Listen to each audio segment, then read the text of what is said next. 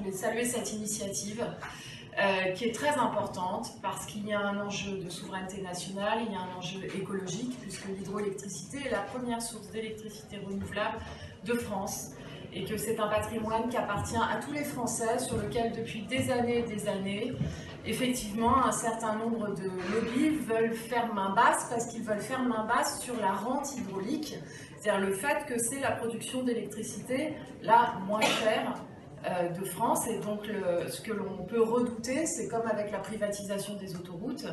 c'est qu'il y ait de lourdes conséquences pour nos concitoyens d'un processus d'ouverture à la concurrence qui est autrement dit un processus de privatisation. La deuxième chose, je voudrais saluer le travail que Marie-Noëlle Battistel fait depuis plusieurs années, depuis 6 ans. À l'Assemblée nationale. Il y a eu aussi des rapports parlementaires au Sénat. Il y a une unanimité en fait de la représentation nationale, toute sensibilité politique confondue, pour dire qu'on peut faire autrement et on doit faire autrement, et c'est possible. C'est possible à condition que le gouvernement français soit déterminé à protéger ce patrimoine national, et je pourrais prendre une multitude d'exemples, on pourra y revenir dans la discussion si vous voulez, de sujets sur lesquels on nous disait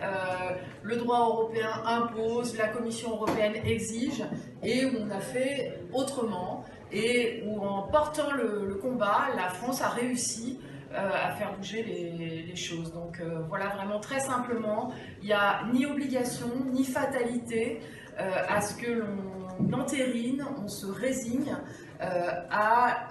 la perte de souveraineté que représente l'abandon